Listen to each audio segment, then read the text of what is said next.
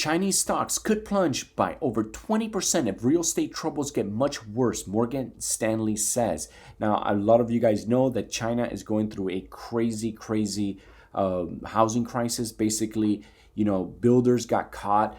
Their rates went up on the builders and they didn't have enough money to finish constructions. Now, in China, the way it works is a lot different. When you're going to buy an apartment or a house, you basically pay the contractor. You got to give them like 30 to 50% down payment, and you start making the mortgage payment right there on the right when you start the contract, even though your house hasn't been built yet.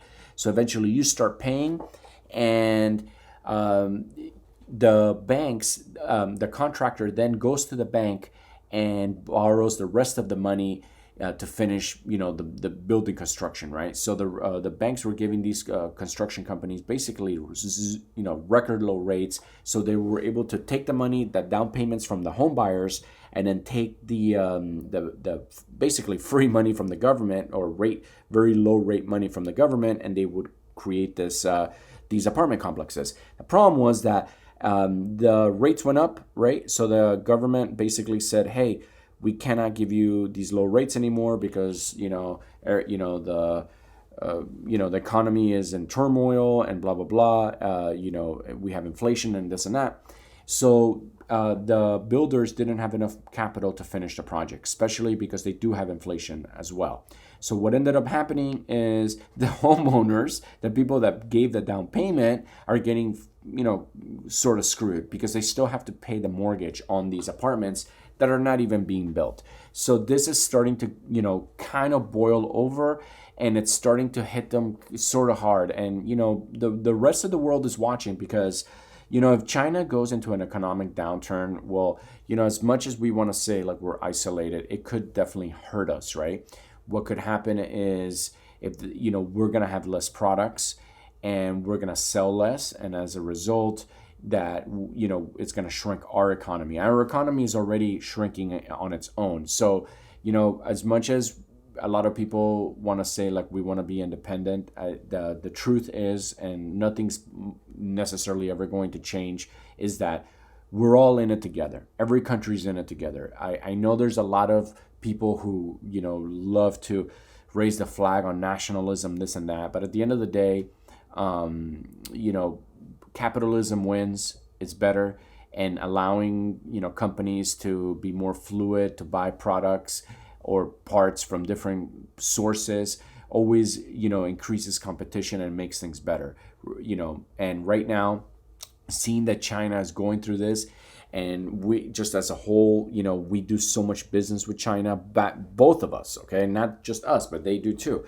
We make a lot of money with them. This could, and the rest of the world too. For example, China does a lot of business with Mexico, right? So if China goes down, it hurts Mexico. Guess what? We do a lot of business with Mexico, so we're gonna get hurt. You know what I'm saying? Because if Mexico starts going down, then it drags us down. So as a whole, that's how you see how all the pieces are connected. So we gotta keep our eye on this very closely. But look, let me just read out some key points.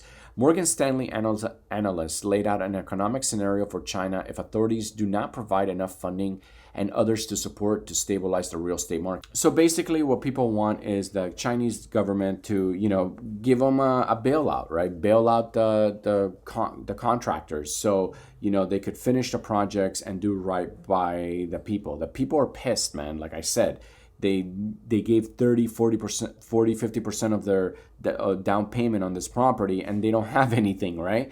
And so, yeah, they're super pissed. They're threatening that they're not going to pay the mortgage, basically the remainder, and it's sort of scaring the government because this is like kind of a lot of money. So the government somewhat has to step in. But you know what?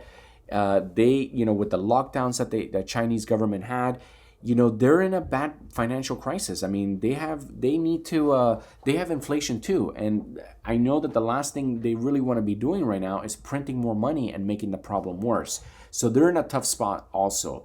So we'll see how this all plays out. But you know what? Again, if you kind of looked, here's another key point.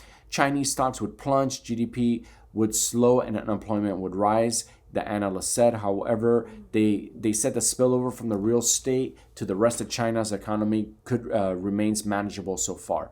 Again, it's like a domino effect sometimes, or it's sometimes like a snowball. You never know. Like, there could be other sectors in the economy that could also be slowing down, and one thing triggers the next, and boom, next thing you know, we're in a full-on recession.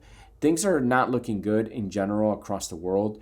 We have everyone has a lot of soaring household debt. I mean, you look at what's happening in Europe. Again, they're also going through extreme inflation.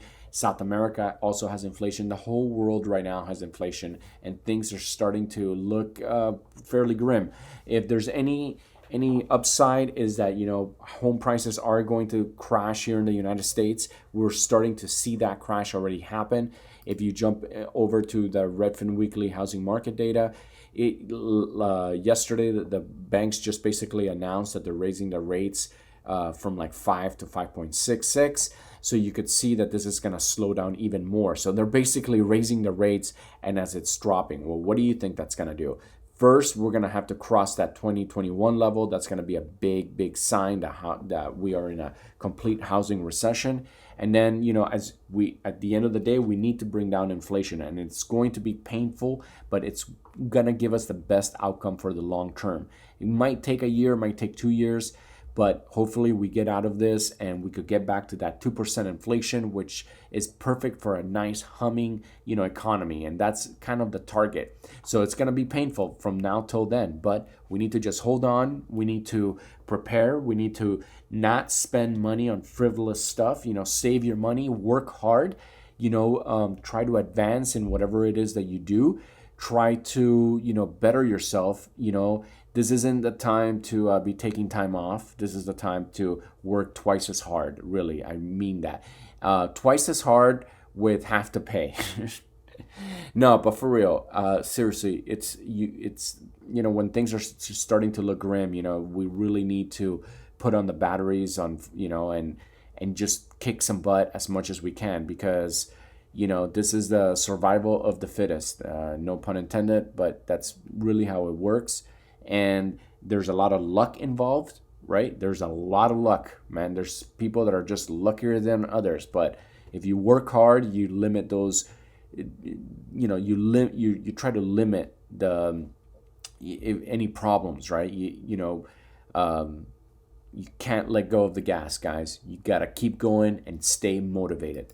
Now, I'm gonna go ahead and finish this video. I want to say thank you so much for everybody who has been watching my videos and supporting my channel, leaving comments and likes. Thank you so much. It really does mean a lot to me. If you're new to my channel and you like what I have to say, please don't forget to smash that subscribe button and go ahead and like and leave a comment. Thank you guys so much for watching. I love you guys, and I'll see you on the next video.